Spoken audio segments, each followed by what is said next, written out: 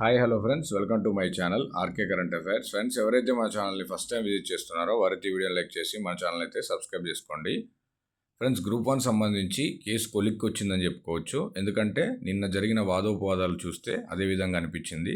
So నేనైతే 1 hour మొత్తం వాదోపవాదాలు అయితే వినడం జరిగింది.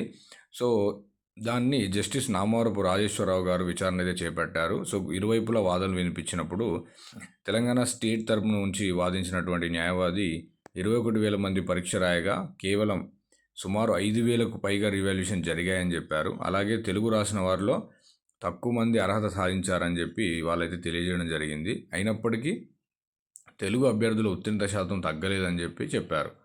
అయితే సో ఎవరైతే అభ్యర్థుల తరపున వాదించినటువంటి న్యాయవాది ఒక క్వశ్చన్ అడగడం జరిగింది. సో ఇది హైలైట్ ఆఫ్ ద కేస్ అని కూడా చెప్పుకోవచ్చు. అదేంటంటే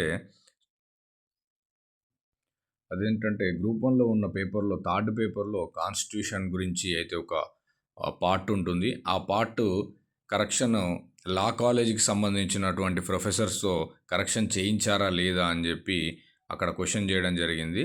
యాక్చువల్గా 25 మంది లెక్చరర్స్ని తీసుకోవడం జరిగింది ఎడ్యుకేషన్ డిపార్ట్మెంట్కి సంబంధించి. కానీ కాన్స్టిట్యూషన్ పరంగా మనం చూసినట్టయితే కాన్స్టిట్యూషన్ పరంగా అయితే వాళ్ళని తీసుకోకూడదని చెప్పి తన వాదనలు అయితే బలంగా వినిపించడం జరిగింది. సో చూడాలి, మరి ఈరోజు లేదా రేపు తీర్పు అయితే వెల్లడించే అవకాశం అయితే ఉంది. సో ఇది ఫ్రెండ్స్, ఇలాంటి లేటెస్ట్ అప్డేట్స్ కోసం మన ఛానల్ అయితే లైక్ చేయండి, షేర్ చేయండి అండ్ సబ్స్క్రైబ్ చేయడం అస్సలు మర్చిపోవద్దు. Thank you so much for watching this video.